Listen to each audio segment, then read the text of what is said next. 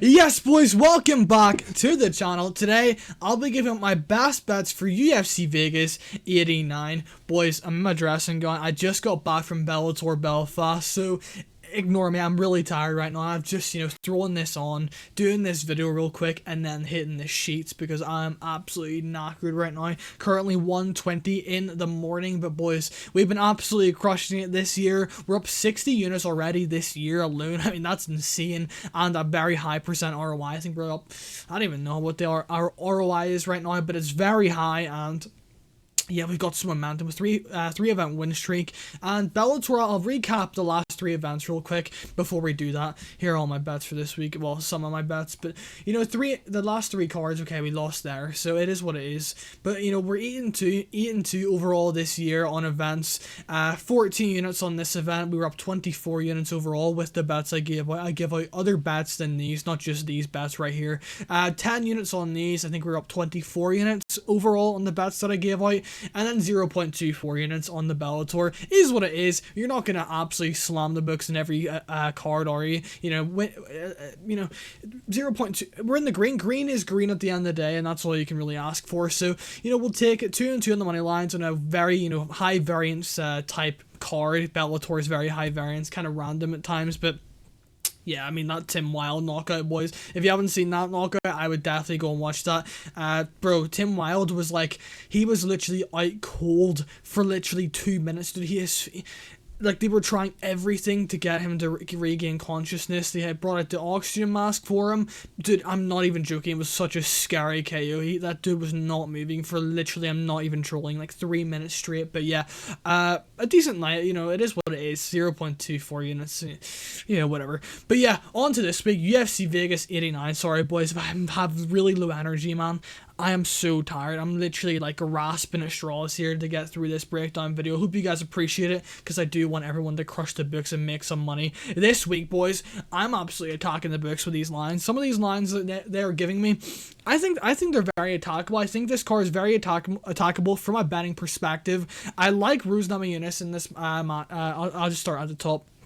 I like Rose in this matchup. I think that she is way more tactical from the outside. The crisper striker. I'm not going to obviously break these fights down because we'd be here all day. But yeah, faster striker, better on the feet, more technical from range, better jab. The jab's going to lead the dance in this matchup. I think she wins this fight by decision. I was going to play the under 3.5, but decided to cash it out. So yeah, because I could see, Ribas is a very chinny woman. But yeah, Justin Tafa. I like the value play on the dog here. I like the plus 187. I think you can get him for plus 150.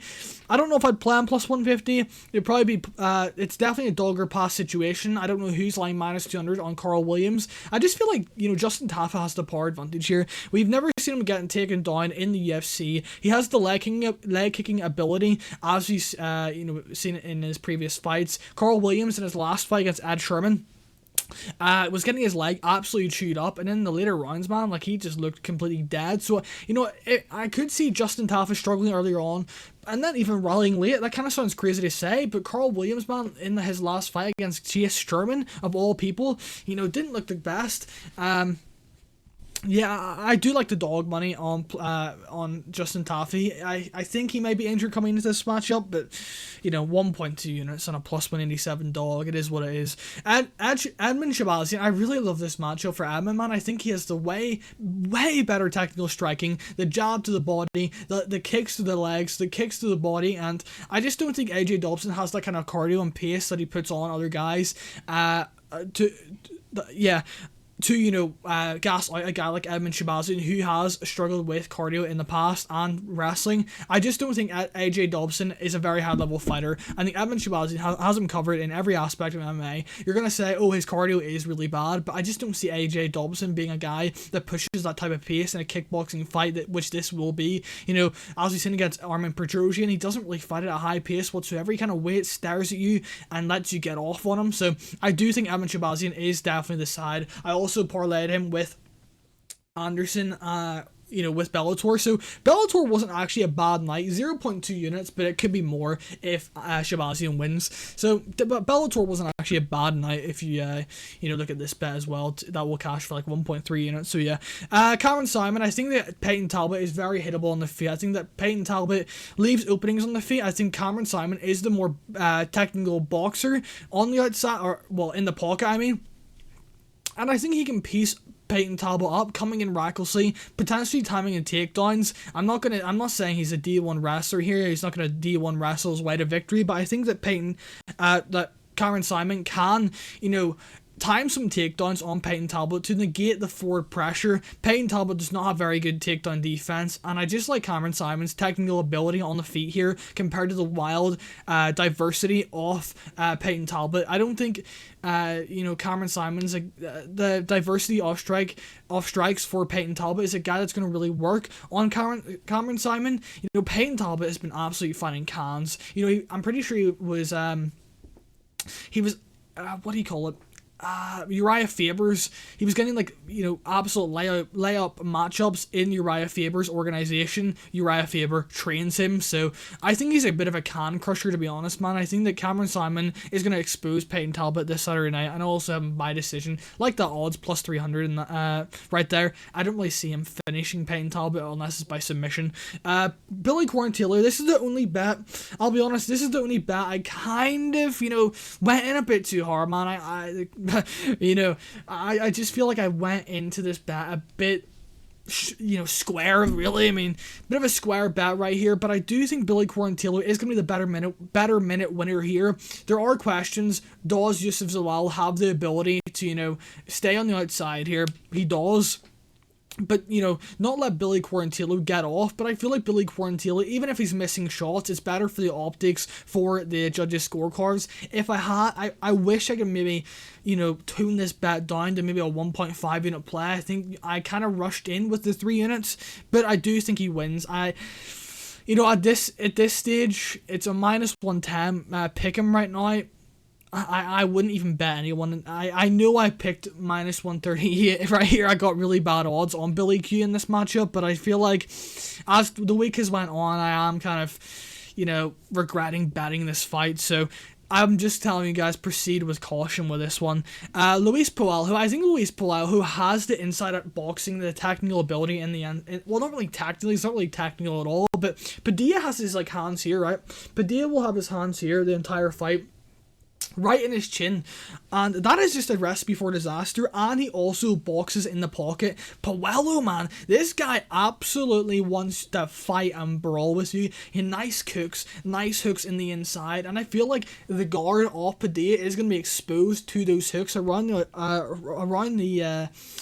side of his guard, and I do think that Puello is going to be able to land consistently on a guy like Padilla. Padilla did say that he would, wrestle more, apparently, or mix up his game, according to, I was watching Just Win Baby and Liam Picks Fights. If you know who they are, shout out them. But yeah, Just Win Baby was saying he was thinking about grappling and mixing it up, so that could be very interesting, but I don't think so, man. I think that Luis Puello has him on the feet here with the type of style matchup that Padilla will bring in this fight. I think that Padilla is a bit of a fraud, to be honest. I think he got fraud checked against Kyle Nelson in that last fight. And then our next bet is going to be Trey Ogden. I really love Trey Ogden in this matchup. I really do. People are on Kurt Holobaugh, but I feel like Trey Ogden, man, his takedown accuracy isn't good. I think it's 15% or something.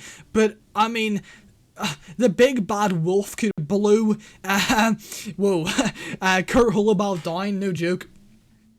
I know, this dude has absolutely zero takedown defense, ladies and gentlemen. This guy literally falls to the ground when someone tries and takes him to the ground. Yes, he's very dangerous off his back, but I don't think he's has that submission ability to submit a guy like Trey Ogden on top. Yes, Trey Ogden has been submitted in the past, but that was 6-7 years ago, ladies and gentlemen. And, Trey Ogden is a pretty good black belt, very good top pressure, good transitions to dominant positions on the ground, always looking for submissions on top. And I just feel like Trey Ogden has him covered favored in all aspects of this fight, to be honest. I think on the feet, he has the range ability. I like the Kurt Holobaug's, aggressiveness on the feet. He has the power advantage on the feet for sure in this matchup, which does make him dangerous on the feet for Trey Ogden, but I do think Trey Ogden is the more technical fighter, is the better fighter overall, and will win the minutes in this matchup. Don't think Kurt Holobaugh playing guard in this fight will do him any favors for him, to win, to potentially win in this matchup. Our next bet is going to be Julian Erusa. I like this fight for Julian Erusa for a couple of reasons. I think he's better on the feet. He is a bit chinny, he is a bit open on the feet, but I like him in this matchup. I think he's the better minute winner on the feet. I think he's more technical on the feet. I think he has the better cardio on the feet. I think he's more tough. He has more heart than Ricardo Ramos, who definitely quits as, he's showing a bit of adversity in his fights. And I just like the dog of Julian Erusa. I think that he can dog this one out after the first round, take over, and win the second and third round. Just, I don't really want to lie about him because I do like him as a play before, tracked, obviously. But yeah, I am pretty, I do like this spot for Julian Erusa to, outstrike the Brazilian Jiu-Jitsu / wrestler, Ricardo Ramos on the feet and find a decision victory in this matchup. Our next bet is going to be Miles Johns taking on Cody Gibson. I'm seeing a lot of people on Cody Gibson in this matchup. Cody Gibson is good. He is good. He is very good on the outside. He has a decent amount of power, good volume, but I would say he slows down. People are like, Miles Johns, man, he kind of slows down. I mean, let's be honest, boys. What am I missing?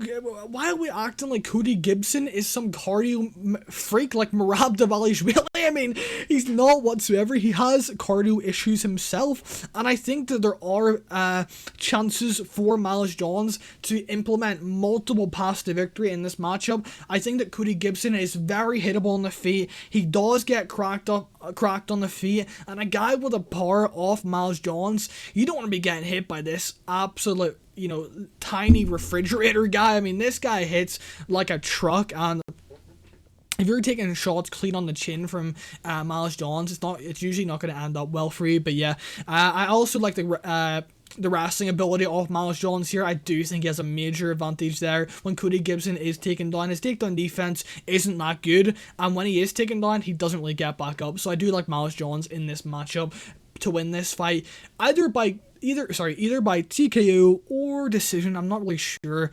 I would say it's probably early if it's a TKO, but yeah, I'll probably just go to decision just to be safe for that one. Jarno Aarons, I think I love this bet as a dog. Played it for 1.5 units at plus 170. I think that Jarno Aarons is the more dangerous guy in this matchup. I think he can win by submission. I think he can win by decision. I think he can win by KO in this fight. I think that Stephen Wynn is a bit of a...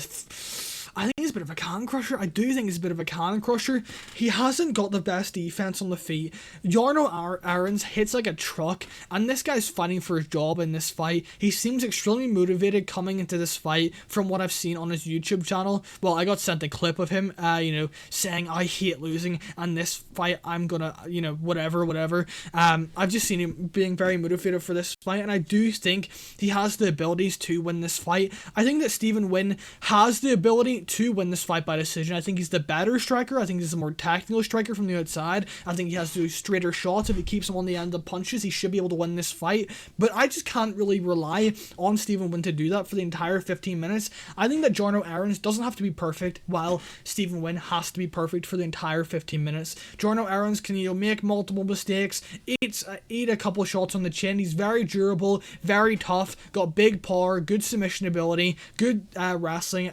Not really good, but solid enough. It's it's a base for him if he wants it. But yeah, I think that Jarno Aarons can bite down his mouse guard, eat some of those shots that are coming from Stephen Wynn, and find a big shot to put Stephen Wynn out cold in this matchup. So yeah, I'm going to go with Jarno Aarons at plus 170. I think all the values on Jarno in this matchup against the Dana White Contender Series debutant. So yeah, I like Jarno Aarons in this fight. And then Montserrat Rendon. I like Rendon in this fight. I think that she's very tough. I think that Daria is going to be the way better striker. It's not even going to be close. Daria has that speed, the elbows on the inside, the knees from the Muay Thai clinch. She's just a way better diversity, I'm pretty sure, right? diversity, whatever I'm looking for. You know, she has multiple like kicks, multiple the way she mixes upper kicks, high, low, body, etc., etc. She's gonna be faster. She'll have the more power. But I do like the basicness of Montserrat Randon. That kind of sounds a bit weird to say, but I feel like from what we've seen of Dara on the ground, on bottom, she has no idea what she's doing. I mean, absolutely zero clue what she's doing. When Melissa Dixon got on top, you're probably going to say, Montserrat Randon isn't actually on the same level as Melissa Dixon's grappling. You know, I do agree. I 100% agree. But I think that Dara's grappling is so just shit, I'll be honest, it's terrible. When Melissa Dixon got on mine, obviously when someone's mounted, you're meant to, buck your hips, push on someone's hips to create space and potentially look for half guard, but she was completely like holding on for dear life like that, holding on for dear life, wrapping her hands around her opponent to stop any type of attack. I just really don't like the grappling holes I've seen on Dara, and I do think that Montserrat Randon's going to be in there for the entire 15 minutes. I think she'll have the cardio advantage. I think that she'll have the pressure, and I just think that she has the durability to win this fight as it goes on. I do think it's a good live betting spot for people out there, but I am going to take her as the money line for 1.3 units at plus 187. And then our last bets here. Let me just show you these real quick. I'm not really going to go over all these because I'll be here all day. But yeah, boys, these are the most profitable bets in MMA. Just going to say it. These are the most profitable bets in MMA. Bet365 do them. They do them around 12 p.m. UK time Friday. So that could be 7 a.m., 8 a.m. Eastern. I think it's 8 a.m. Eastern because they got moved forward 1 hour. But yeah, that's around 8 a.m. Eastern for you guys in America. Some states don't have it in America, so it is what it is. But yeah, these are the most profitable bets right here. I mean, these are just a joke of how good these are. The 2 losses, that was just terrible. I thought Canadians HQ wouldn't lose to a 50-year-old OSP. And then this fight, I mean, we kind of got screwed yesterday. We lost out on about 6 units profit here if Ange Lussa didn't quit because he's a little soy boy. But yeah, that lost by like 2 strikes. This lost by 2 strikes. These 2 bets were bad. This lost by 2 strikes, I'm pretty sure. I think it was 4 in the end. But yeah, overall, look at these bets. This is just crazy. I'm not going to go through all of them. But yeah, guys, there you have it. There was my best bets for UFC Vegas 89. If you guys enjoyed that, hit the like button, hit the subscribe button. We're on an absolute hot streak right now. We have over 60 units on the year so far. So hit the like button, hit the subscribe button. You're not going to find better analysis and bets anywhere on YouTube. Watch me lose on this card while I said that, but I don't think so, boys. We're on a hot streak. Let's ride this out and let's keep this momentum going on to UFC Vegas 89. I will see you in the next one for my breakdown video on Sunday for what even is it? Atlantic City or something? Manor Freeroll versus Aaron Blanchfield. But yeah, guys, I will see you for that one. Have a good day. Peace.